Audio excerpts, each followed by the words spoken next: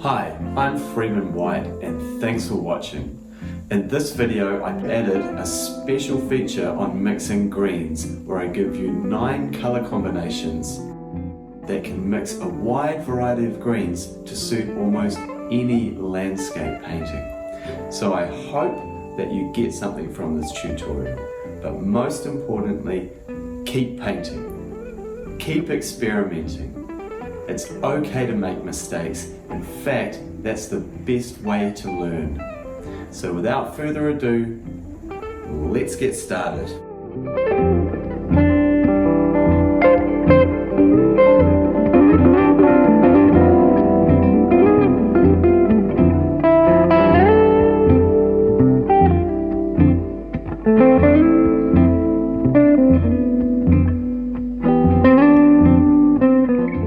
Okay, now something I often get asked about is mixing greens.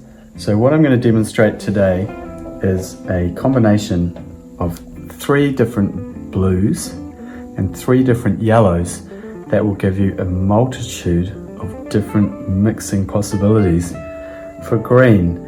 Now, it's actually a very complicated subject and something that I've kind of simplified here a little bit, because normally I would also add pre-mixed greens in there, or possibly also transparent copper azomethine green, like a green gold. But for the purposes of this demonstration, we're going to embark on the colour mixing using French ultramarine blue, phthalo-cyanine blue, and turquoise blue, cadmium yellow light, gamboge yellow, which is originally a naturally occurring pigment from the sap of a tree, and transparent iron oxide yellow, which is actually a rust pigment, but it's one of my favorites. It's also beautifully transparent. Now, there are obviously more blues and more yellows that you can make combinations from, and often I'll use things like yellow ochre to mix in with. This is really just to show some of the combinations that you can achieve. Now, using the French ultramarine blue will give you a muted, darker greens without a lot of high chroma. So let's have a look. Even with the cadmium yellow light, you'll see how this slightly warmer blue actually mixes down into an earthier tone. We're going to go across the palette now using the same cadmium yellow light and phthalo-cyanine blue, which is going to give us a lot brighter mix.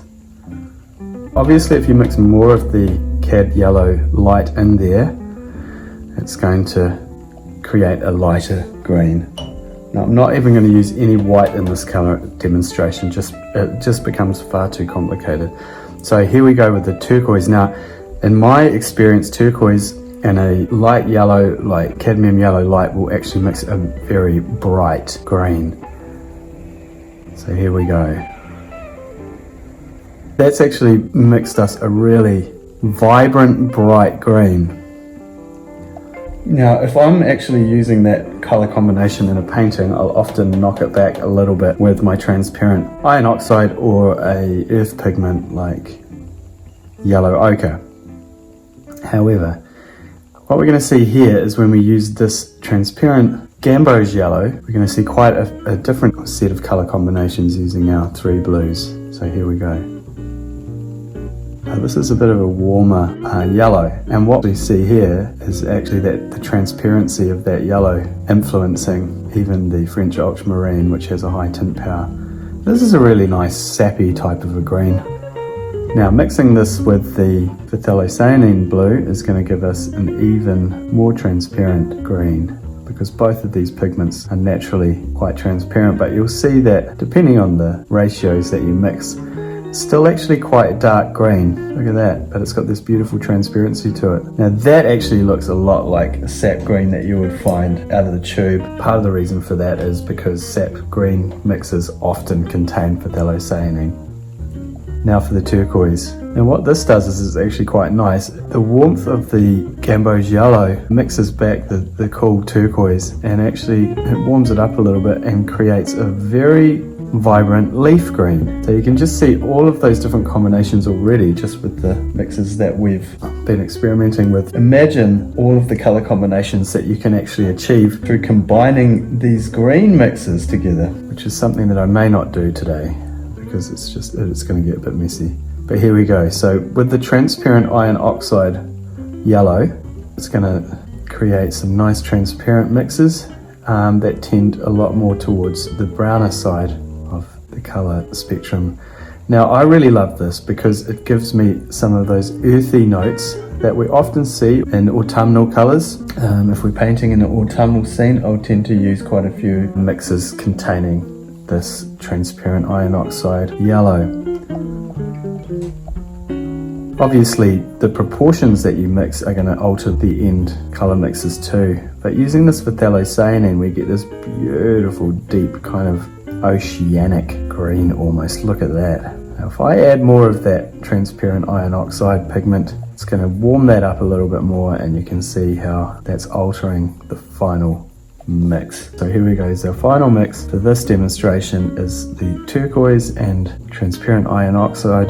Now this is quite interesting because what it's giving us is almost a verdigris type copper green, which you do see occurring in nature. Now you can see from these different mixes just how much a different yellow is going to influence the same blue, and also how different blues are going to influence the same yellows. So there we go. We've got 9 different combinations. Now there's nothing stopping us from actually mixing all of these combinations together. I mean, I could sit here all day. Just to complicate matters, what I've actually done in this painting is introduced a number of pre-mixed greens.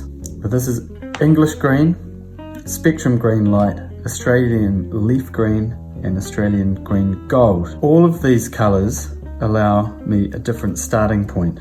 Now this one is actually a copper azomethane transparent green, which I tend to layer up over the top of combinations that I think are getting a little bit fluoro. I'll brush that out, but you can see how transparent that is and warm.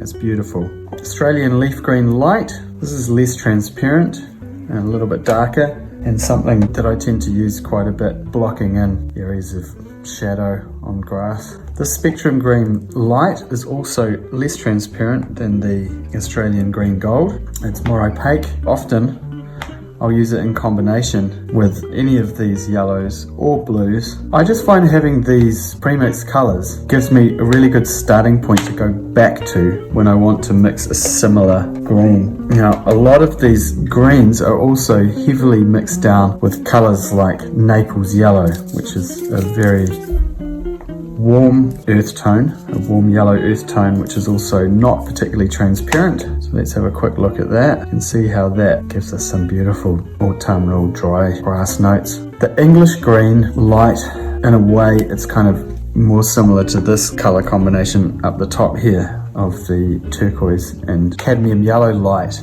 But once again, it's something that I do use. It sort of speeds up the process of getting to that bright green. So if I want to make that even brighter, I just add cad yellow light to it. If I think it gets too bright, I can knock that back with a bit of the Australian green gold. And I'll often do this actually in successive layers. So I will layer up to that final color instead of actually mixing all of the color combinations together on the palette. Now, it gets even more complicated because I'm going to add burnt umber into this palette, which is going to give me the potential for mixing dark blues. Once I've added white on top of that, just got so many combinations. I've got combinations coming out my ears.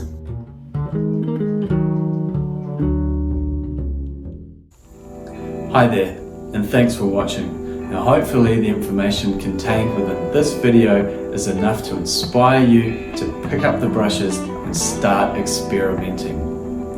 I personally learned to paint through trial and error. In fact, when I went to art school, they told me painting was dead, and back in those days, we didn't even have the internet, so I just had to knuckle down and experiment. Now, over the years, I've made so many mistakes, but as long as I was learning through that process, I knew that I was doing something right. So what I want you to get from these videos is it's okay to try out ideas, to find your unique voice as an artist, to find what works for you. So with that in mind, pick up those brushes and start painting.